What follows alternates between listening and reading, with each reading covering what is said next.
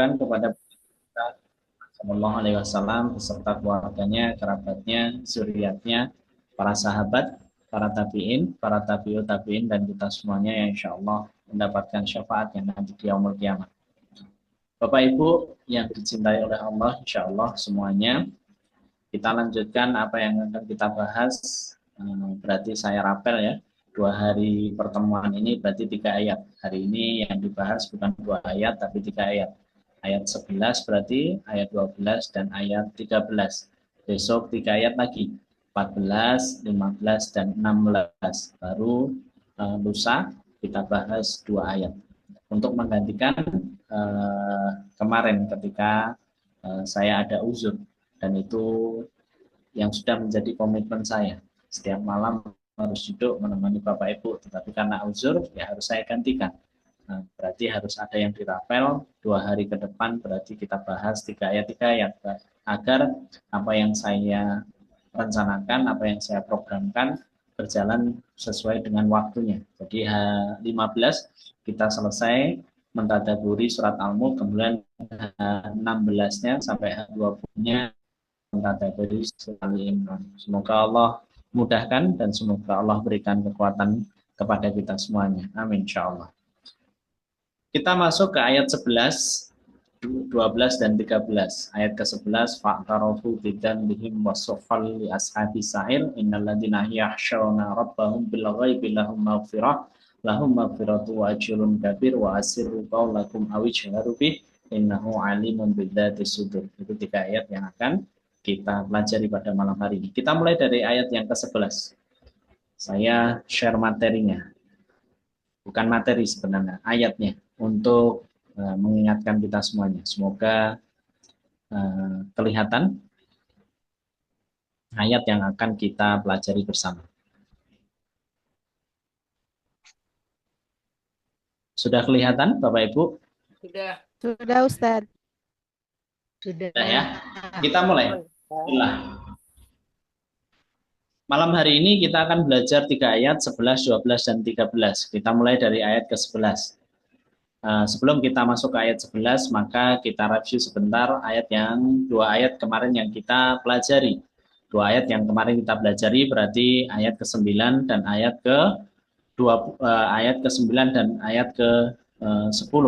Ayat ke-9 yang kemarin kita pelajari, qalu bala qad ja'ana nadhir fakadzabna wa qulna ma nazzalallahu min syai' in antum illa fi dhalalin kabir. Dan kemarin sudah kita bahas, sesungguhnya orang-orang yang dimasukkan ke dalam neraka, mereka itu berkata, dan tidak ada perkataan dari penduduk neraka itu yang berbeda. Semuanya itu sama, satu jawaban, bahwa mereka itu menjawab benar.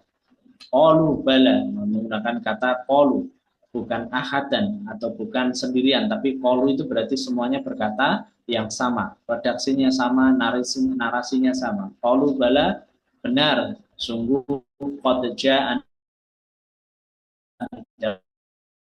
kehidupan kami. Tapi apa yang mereka lakukan? Fakadzabna, mereka mendustakan setiap peringatan yang datang di dalam kehidupan mereka.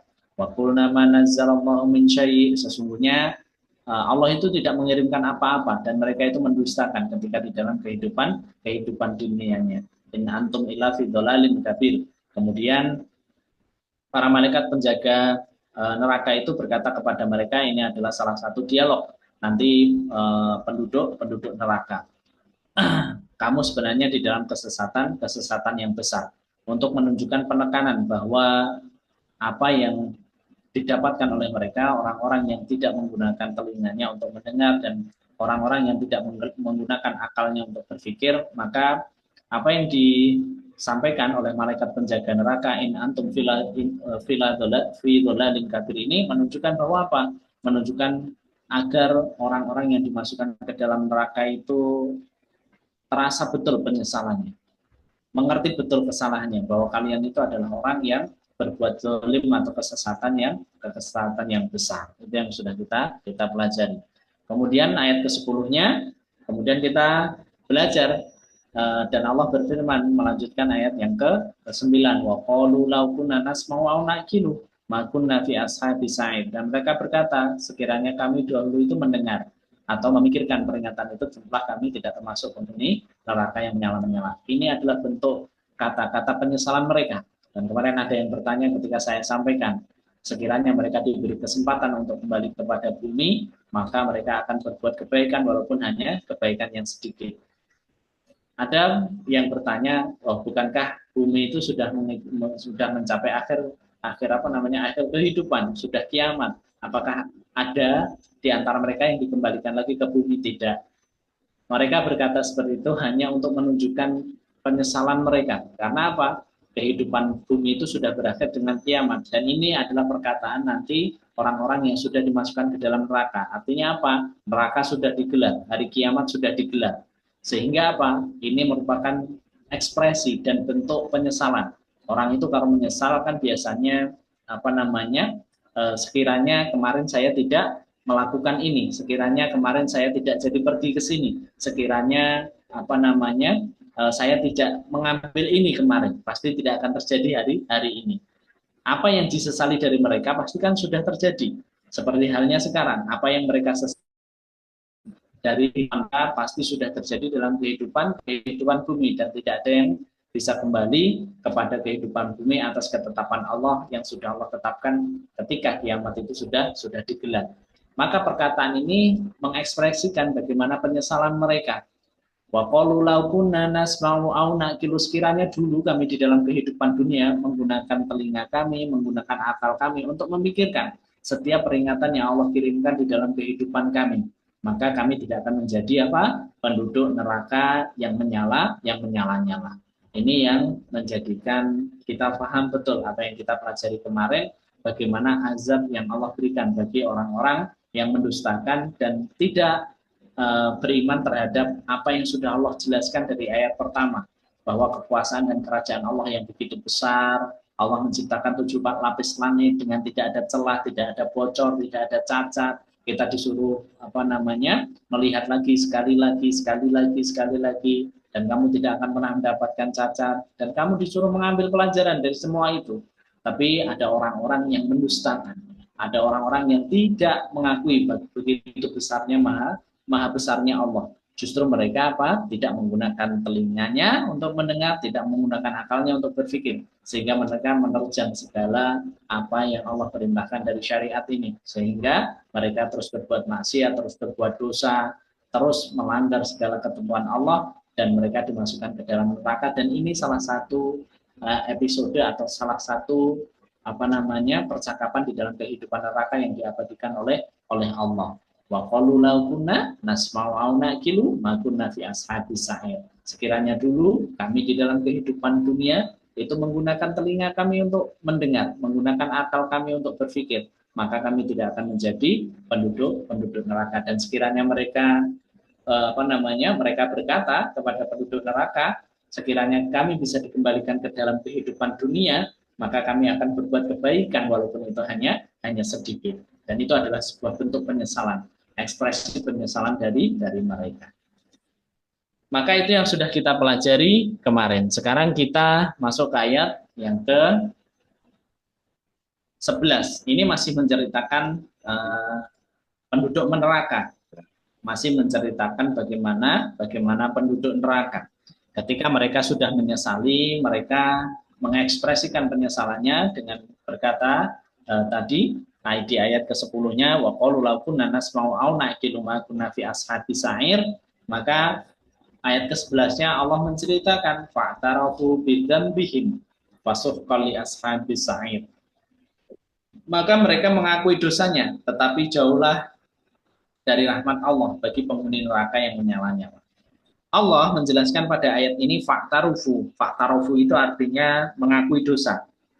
Berasal dari kata arafah. Arafah itu jujur, jujur dari pengakuan dosanya. Karena mengakui tingkatan dari pengakuan dosa itu ada 3. Yang pertama itu ilman. Ilman itu mengetahui secara detail, sehingga Allah itu mensifati dirinya itu dengan alim. Alim itu maha mengetahui secara detail. Kemudian fahima itu faham. Faham itu artinya mengerti, dan dia memahami tetapi tidak sedetail dengan alim, karena alim itu hanya miliknya Allah, tapi fahima itu diberikan kepada makrofnya. Lah arafah itu artinya apa namanya, dia itu sadar betul, dia itu sadar terhadap dosa yang dilakukan. Makanya Allah menggunakan redaksi atau diksi fa'tarafu bidzambihim, dan dzambi itu dosa. Bidzambihim itu adalah dunub itu dosa.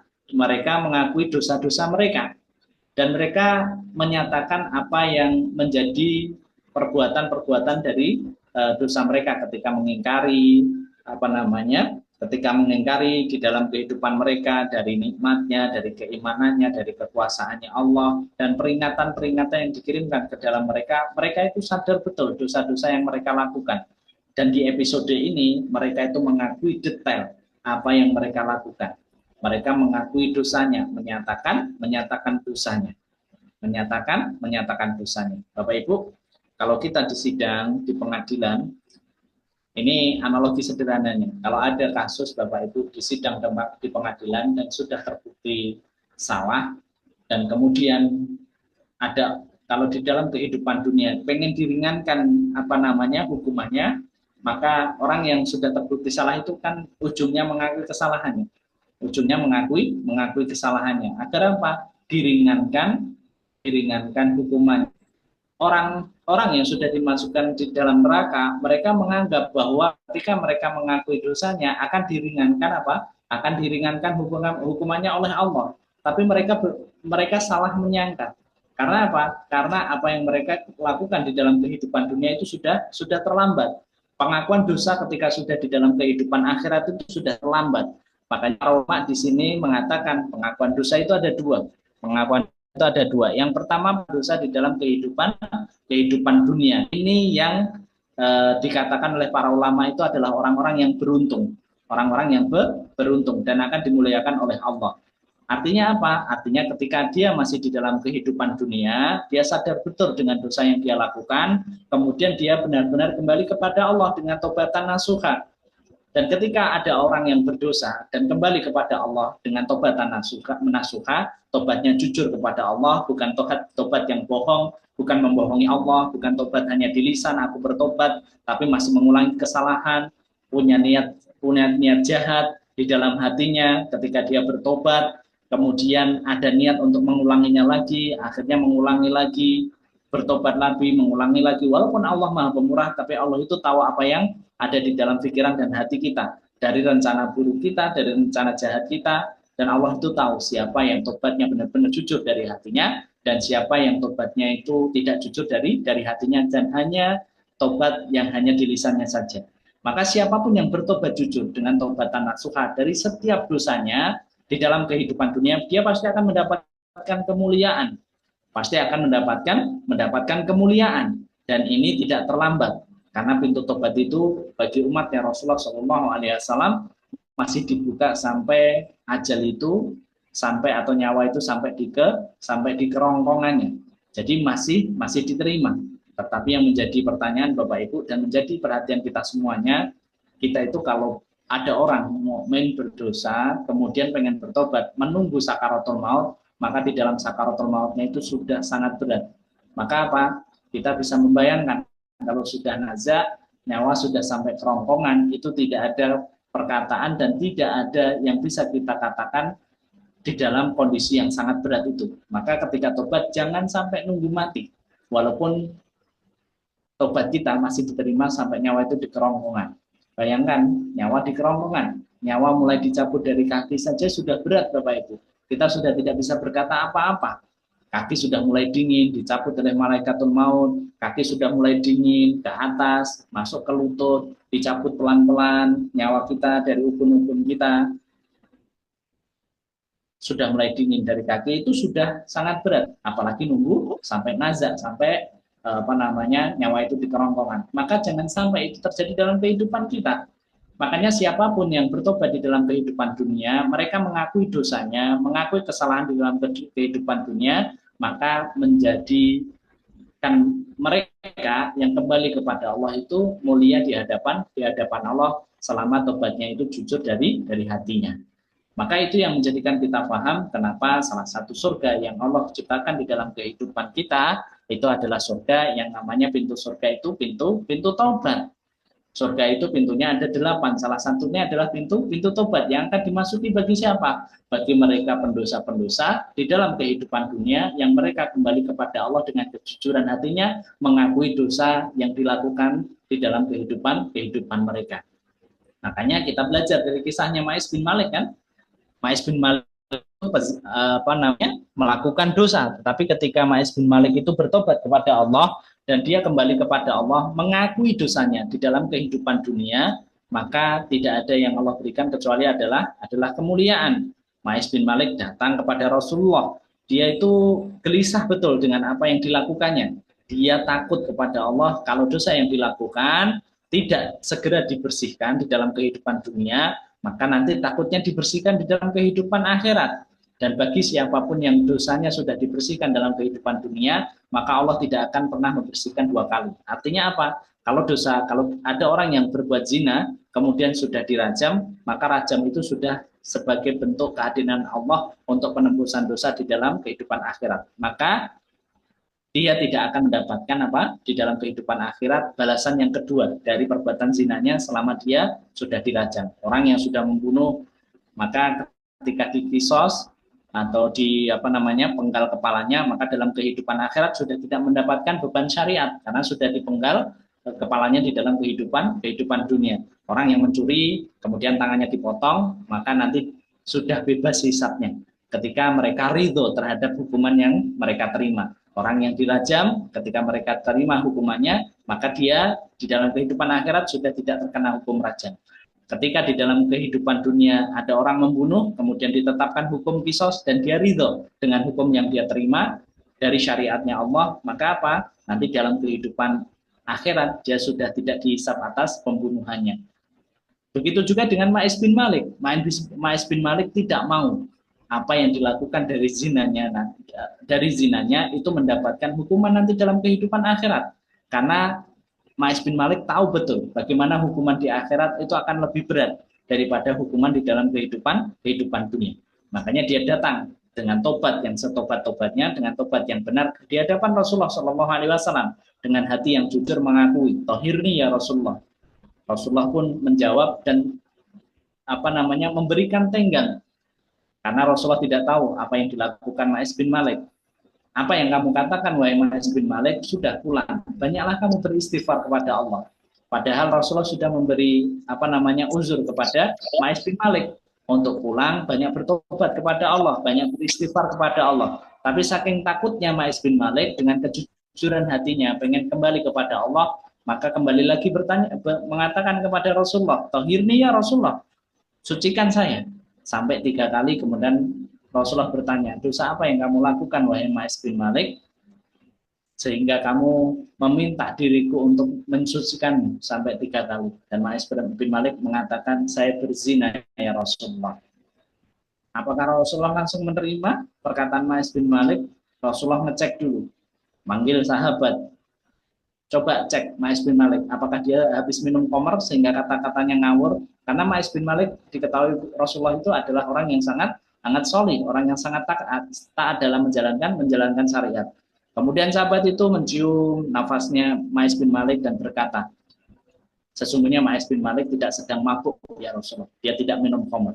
Kemudian cek lagi, apakah dia sedang gila, sehingga dia mengatakan hal yang dia katakan seperti itu. Kemudian dicek sama sahabat dan sahabat itu berkata kepada Rasulullah, "Sesungguhnya Ma'is bin Malik sedang tidak gila ya Rasulullah." Kemudian Rasulullah bertanya kepada Ma'is bin Malik, "Apakah kamu benar berzina, wahai Ma'is bin Malik?" "Betul." "Apakah kamu sudah melakukannya sebagaimana timba masuk kepada sumurnya?" "Betul ya Rasulullah." Maka dari pernyataan Ma'is bin Malik, Rasulullah menetapkan hukum rajam kepada Ma'is bin Malik. Kemudian ditegakkan hukum rajam, dilempari batu yang tidak besar dan tidak kecil, yang menjadikan Ma'is bin Malik menerima sakitnya dari ujung kaki sampai ujung kepala. Karena tidak ada perkara dari perbuatan zina untuk menebus segala kesalahannya dengan hukum, yaitu dengan hukum rajam. Kenapa dengan hukum rajam? Karena hukum rajam itu bisa merasakan sakit dari ujung kaki sampai ujung kepala, sebagaimana ketika dia melakukan zina tidak ada dosa, yang kenikmatannya dirasakan dari ujung kaki sampai ujung kepala kecuali adalah zina. Makanya rajam itu memberikan pemahaman kepada kita untuk membalas dari setiap kenikmatan yang dia lakukan ketika berzina. Maka sakitnya pun harus dirasakan sampai ujung kepala. Rajam itu dibuat lubang, dikubur, dari kakinya semuanya dikubur, hanya sisakan kepala, kemudian dilempari batu dengan batu yang tidak besar dan batu yang tidak kecil.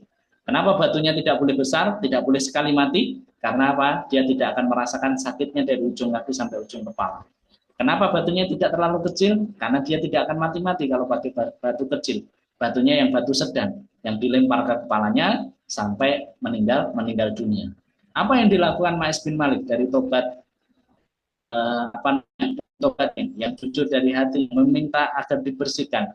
Untuk Ma'is bin Malik itu takut kalau apa yang dilakukan dari zinanya justru mendapatkan azab yang berat di dalam kehidupan akhirat. Maka apa yang diberikan oleh oleh Allah kepada Ma'is bin Malik? Para sahabat berselisih pendapat. Ada yang mengatakan Ma'is bin Malik belum diampuni sama Allah karena belum menggantikan dengan kebaikan-kebaikan. Ada sebagian sahabat kelompok yang lain mengatakan bahwa tobatnya Ma'is bin Malik itu diterima karena dia merasa takut azabnya di dunia ditimpakan dalam azabnya di neraka.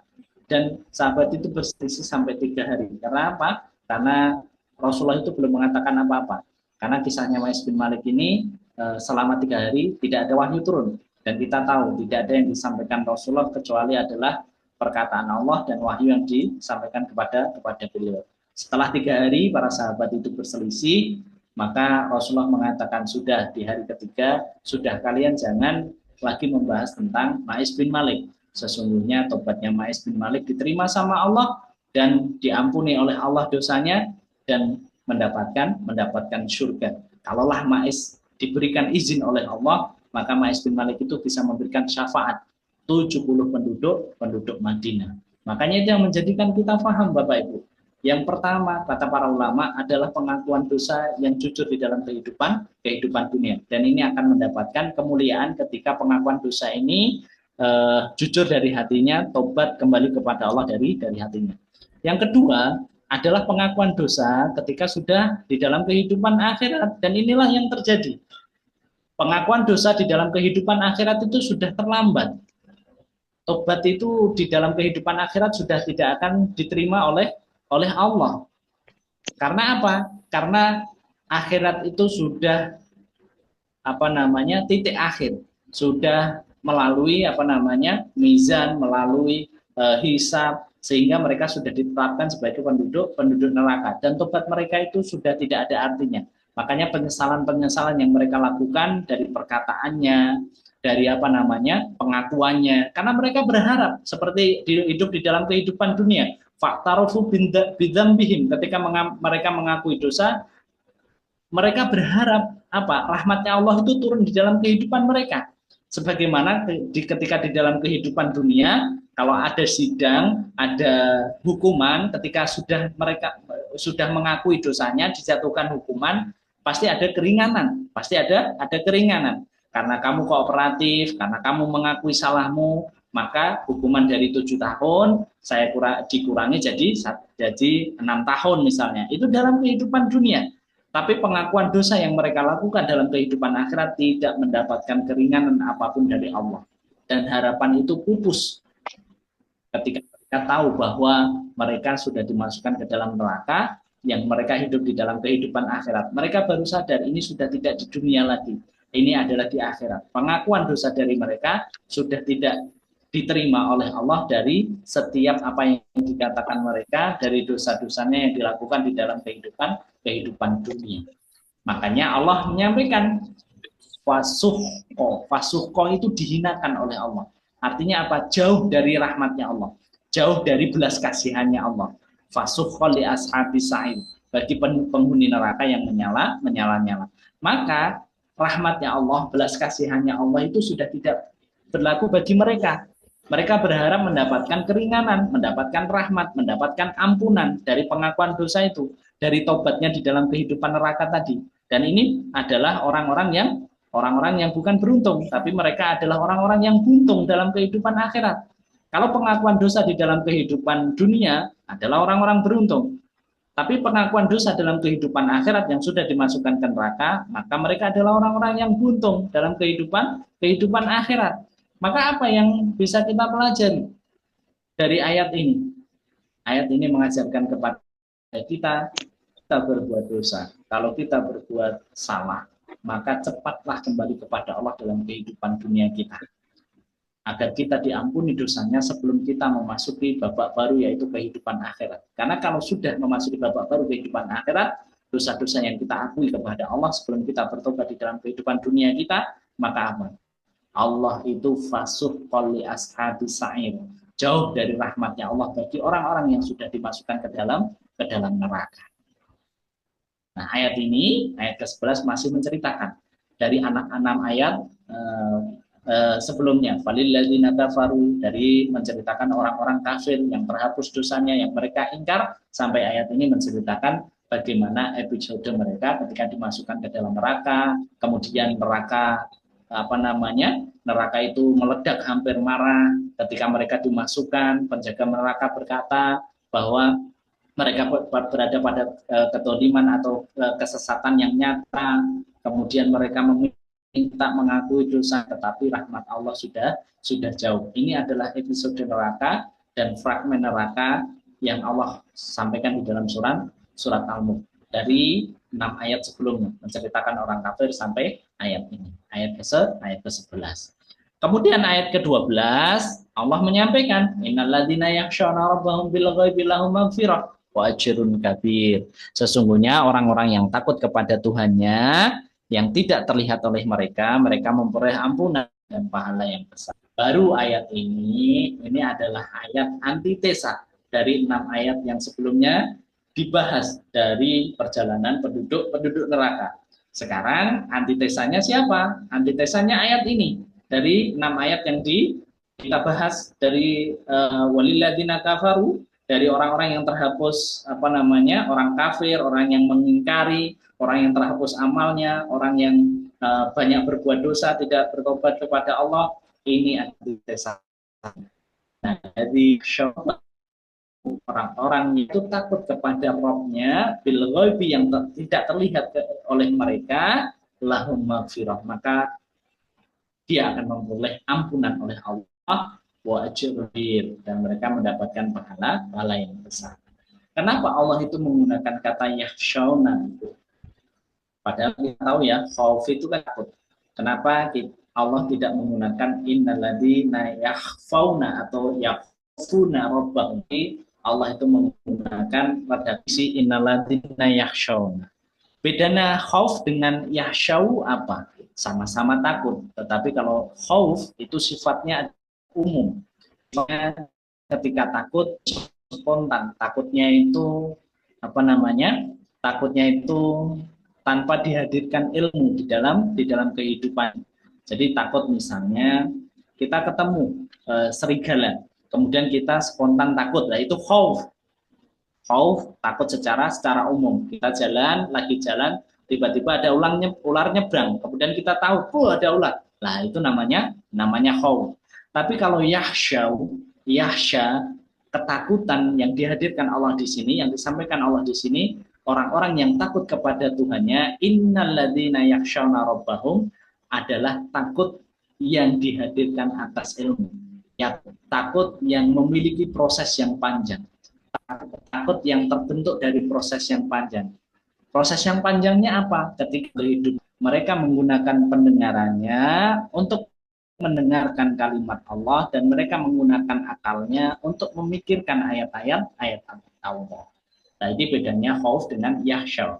Jadi orang-orang yang takut kepada Rabb-nya, yaitu orang-orang yang di dalam kehidupannya dulu, ketika dijelaskan dari ayat pertama, kemudian penciptaan kerajaan Allah yang besar, Tabarakalladzi biyadihil mulku wa huwa ala kulli syai'in qadir, bahwa Allah itu penguasa dari segala kerajaan. Kemudian Allah menceritakan bagaimana keagungan kerajaannya dari penciptaan langit yang 7 lapis. Itu menjadikan mereka itu apa? Mereka mendengar apa yang Allah sampaikan, dan mereka menggunakan akalnya untuk berpikir. Dan ini ada dari telinga yang dipakai mendengar, akal yang dipakai berpikir, menumbuhkan rasa khauf di dalam hatinya, menumbuhkan rasa yahsyau di dalam hatinya. Khauf atau ketakutan yang spesifik yang dihadirkan atas ilmu yang dipelajari. Ini bedanya khauf dengan yahsyau. Ketika orang-orang yang memikirkan dengan akalnya, mendengar dengan telinganya, dan mereka betul-betul beriman atas apa yang disampaikan oleh Allah di dalam ayat-ayat sebelumnya, yang menjadikan mereka apa? Mereka akan mendapatkan bil ghaibi, rabhum bil ghaibi. Artinya apa? Kenapa Allah di sini menyampaikan yang tidak terlihat oleh mereka? Ini yang luar biasa, Bapak Ibu. Kalau kita beriman, Bapak Ibu, takut kepada sesuatu yang nampak jelas kita lihat, itu adalah sesuatu yang biasa. Contoh kita takut ketika kita takut datang, misalnya kita qadarullah kita ke terminal misalnya, ketemu premannya tatoan, kemudian mukanya serem, kan kelihatan dan kita takut. Nah, itu sesuatu hal yang biasa karena kita bisa melihat fisiknya. Tapi di sini orang-orang yang takut dengan dihadirkan ilmunya dari proses yang panjang, padahal dia tidak melihat robnya, takut kepada yang tidak terlihat, yang belum mereka lihat dengan matanya, itu ketakutan yang spesial karena ilmu yang dihadirkan di dalam kehidupannya. Makanya innalladzina yakhshawna rabbahum bil ghaib, yang belum pernah terlihat oleh mereka. Dan ini adalah ketakutan yang istimewa di hadapan Allah. Orang itu kalau beriman, Bapak Ibu, melihat langsung fisiknya, maka mudah, biasa. Tapi kalau orang beriman kepada Allah, belum pernah melihat Allah, itu spesial di hadapan Allah. Artinya apa? Belum pernah ketemu dengan Allah, nggak bisa melihat wajahnya Allah, nggak bisa melihat penampakannya Allah, tapi dia mau beriman kepada Allah, itu spesial di hadapan Allah. Luar biasa di hadapan Allah. Makanya innalladzina yakhshawna rabbahum bil ghaib, Innalladzina yakhshawna rabbahum bil ghaibi lahum innalladzina yakhshawna rabbahum bil ghaib, yang mereka takut melihat kepada Tuhannya yang tidak terlihat. Dan ini adalah perkara yang luar biasa dalam kehidupan kita. Makanya apa? Apa yang mereka dapatkan? Lahum maghfirah. Lahum maghfirah itu apa? Ampunan yang besar. Dan inilah yang kita harapkan.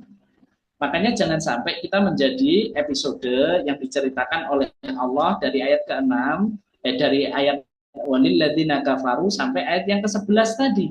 Tetapi kita berharap adalah orang-orang yang dengan dihadirkannya ilmu, yang mau mendengarkan dengan telinga kita, mau memikirkan dengan akal kita, kita termasuk orang-orang yang tumbuh rasa takutnya kepada Rabb kita yang tidak terlihat, dan kita berharap bahwa ampunan Allah itu hadir di dalam kehidupan kita. Lahum maghfirah, maka orang-orang yang takut akan mendapatkan ampunan, karena tidak ada perkara yang kita harapkan kecuali adalah ampunan Allah. Kalau Allah sudah mengampuni kesalahan kita, Allah sudah mengampuni dosa kita, dari rasa takut yang kita hadirkan, maka tidak ada balasan yang lebih besar yang Allah berikan kecuali adalah balasan yang baik, yaitu adalah surga. Allah itu kalau sudah mengampuni seorang hamba, tidak ada balasan yang terbaik kecuali apa? Udkhulul jannah. Dan ayat ini ditutup dengan apa? Wajrun kabir, pahala yang besar itu apa? Pahala yang besar itu adalah balasannya adalah surga. Karena pahala yang kita dulang, kita kumpulkan di dalam kehidupan dunia itu tidak ada yang lain kecuali adalah ujungnya apa? Ujungnya adalah surga. Dan pahala yang besar itu apa? Pahala yang besar itu surga. Setelah mendapatkan pengampunan, maka surga akan lebih dekat daripada pengampunan yang Allah berikan di dalam kehidupan kita. Makanya ayat ini mengajarkan kepada kita, semoga apa yang kita pelajari dari ayat pertama, ayat kedua, ayat ketiga, ayat keempat, sampai ayat yang ke-11 bisa menghadirkan yahsyau, ketakutan kita kepada Allah dari ilmu yang kita hadirkan. Dari telinga kita ketika mendengar, tadabbur dari ayat 1, 2, menceritakan bagaimana kehidupan neraka, dan orang-orang yang dimasukkan ke dalam neraka ketika dihinakan oleh Allah, ketika neraka pun marah, ketika mereka dimasukkan, ketika mereka dijadikan kayu bakarnya neraka untuk sebagai neraka disukan, apinya tambah menyala-menyala. Dan itu kan harusnya apa yang disampaikan dari ayat pertama dan kedua, orang yang beriman itu akan bertambah takut terhadap Rabb-nya yang tidak terlihat. Semoga yang kita pelajari menjadikan kita golongan ini, yang takut terhadap Rabb-nya, yang dihadirkan atas ilmu, yang dihadirkan atas apa yang didengar, dan apa yang difikirkan dari akal kita, yang kita berharap mendapatkan apa? Lahum maghfirah wa ajrun kabir, yaitu pengampunan dari dosa-dosa kita, wa ajrun kabir, yaitu pahala yang besar, yaitu surga. Kemudian ayat 13-nya wa asiru qaulakum awijharu bih innahu alimun bidzati sudur, dan rahasiakanlah perkataanmu atau nyatakanlah, sungguh innahu alimun bidzati sudur, Allah itu Maha mengetahui segala isi hati. Ayat ini kemudian menceritakan bisa menceritakan dua kondisi tadi.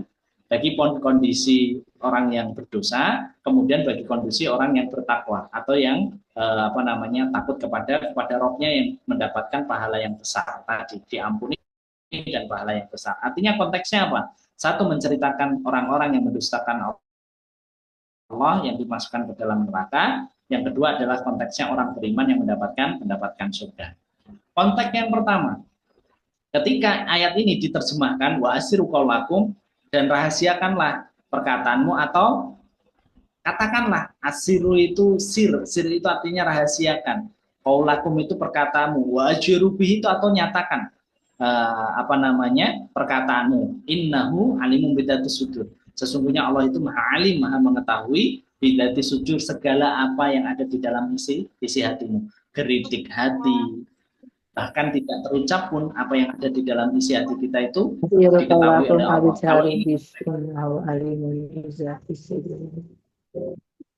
Kalau ayat ini diterjemahkan bagi orang-orang yang berdosa, maka apa? Apapun yang engkau rahasiakan, apapun yang engkau nyatakan, Allah itu tahu segala apa yang ada di dalam kondisi kamu. Apapun yang kamu kerjakan dan apa yang kamu rahasiakan dari hatimu, maka Allah itu tahu. Artinya apa? Artinya ayat ini menerangkan bagi orang-orang yang berdosa, walaupun dulu dalam kehidupan dunia kamu itu baru merencanakan di dalam hatimu, kamu baru merencanakan di dalam pikiranmu, Allah itu tahu apa yang direncanakan di dalam pikiranmu dan di dalam hatimu. Dan nanti dalam kehidupan akhirat Allah itu akan buka semuanya. Bukan hanya perkara yang kamu lakukan yang terlihat oleh manusia, tapi apa yang ada di dalam hatimu itu Allah buka semuanya. Allah buka semuanya. Makanya walaupun kamu rahasiakan yang kamu rencanakan, yang kamu pikirkan, atau kamu nyatakan dengan jelas narasi-narasi kamu ketika membenci agamanya Allah, ketika mengingkari agamanya Allah, kemudian menyudutkan agamanya Allah, ataupun yang sedang kamu rencanakan di balik penglihatan orang banyak, maka Allah itu tahu sampai apa yang ada di dalam hatimu, bidzatis sudur. Yang tersembunyi, yang paling kecil dari hatimu pun Allah tahu, dan nanti di dalam kehidupan akhirat akan Allah ungkap semuanya. Dan mereka mengira, orang-orang yang berdosa itu di dalam kehidupan dunia mengira, ini Allah tidak tahu. Sebagaimana apa? Sebagaimana orang musyrik dulu ketika berkata kepada kepada orang-orang di dalam penduduk Mekah ketika Rasulullah itu berdakwah. Bukankah orang musyrik itu sering berbisik-bisik, kalau bicara jangan keras-keras, nanti Tuhannya Muhammad tahu. Dan mereka itu berpikir bahwanya Tuhannya Muhammad itu apa? Tuhannya Muhammad itu tidak tahu dengan apa yang mereka bisikan. Padahal Tuhannya Muhammad, yaitu Allah, adalah Rabb yang mengetahui apa yang mereka nyatakan dan apa yang mereka pikirkan di dalam pikiran mereka maupun yang mereka rencanakan di dalam hati mereka. Jangan sampai Jangan sampai kita menjadi karakternya orang-orang musyrik yang suka berbisik. Yang suka berbisik. Artinya apa? Artinya jauhilah apa yang menjadi kebiasaan orang-orang musyrik. Artinya apa? Ayat ini kalau dikontekskan dalam orang berdosa, maka apa? Apapun yang kamu rencanakan dari kejahatan kamu, Allah itu tahu betul yang tersembunyi di dalam hatimu, dan nanti dalam kehidupan akhirat akan Allah buka yang kamu tidak pernah menyangka. Yang kamu tidak pernah menyangka, catatan dari apa yang ada di dalam hatimu itu Allah buka semuanya. Rencana kejahatan untuk memadamkan cahaya Allah, mendiskreditkan agama Allah, menjatuhkan kehormatan orang beriman yang belum sampai tersuarakan, yang baru diam-diam kamu tulis, baru diam-diam baru kamu rencanakan di dalam hatimu, nanti dibuka semuanya oleh Allah dalam kehidupan akhirat. Itu konteks yang pertama. Kalau konteks ini dimasukkan kepada ayat yang ke-12 adalah orang-orang yang beriman tadi, maka apa? Apapun yang kamu nyatakan dari keimanan kamu, ataupun apapun yang kamu sembunyikan dari kebaikan kamu dan keimanan kamu, Allah pun tahu apa yang ada di dalam kondisi hati kamu, sampai detail, sampai hal kecil yang dipikirkan dalam pikiran kamu maupun di dalam hatimu dari keimanan kamu. Kamu masih sudah berniat, ya Allah, betul-betul dengan kondisi agama sekarang hari ini, saya itu pengen banget membantu agamanya Allah, tapi saya bingung bagaimana caranya. Dari niat kebaikan kamu, Allah pun mencatat. Walaupun belum sampai terucap di dalam lisan kamu, walaupun masih terfikir di dalam pikiran kamu, masih kamu konsep di dalam hati kamu, itu pun Allah itu nanti akan bukakan. Ini loh yang ada di dalam isi hati kamu. Ini loh yang ada di dalam pikiran kamu. Maka apapun yang kamu rahasiakan, ataupun apa yang kamu ucapkan, Allah itu tahu semua yang ada di dalam isi hatimu. Karena Allah itu adalah zat yang mengetahui segala isi hati. Kenapa sampai isi dan detail tentang masalah hati? Karena kita punya Rabb yang detail mengurusi isi hati kita. Maka itu yang menjadikan kita paham. Ayat ke-11, ayat ke-12, ayat ke-13 yang kita pelajari pada malam hari ini. Insya Allah kita lanjutkan besok malam ayat ke-14, ayat ke-15 dan ayat ke-16. Semoga Allah berkahi, semoga Allah ridhoi apa kita lakukan pada malam hari ini. 3 ayat tadi memberikan pelajaran di dalam kehidupan kita. Fa'tarafu, pengakuan dosa di dalam kehidupan akhirat itu sudah terlambat. Kalau hari ini ada orang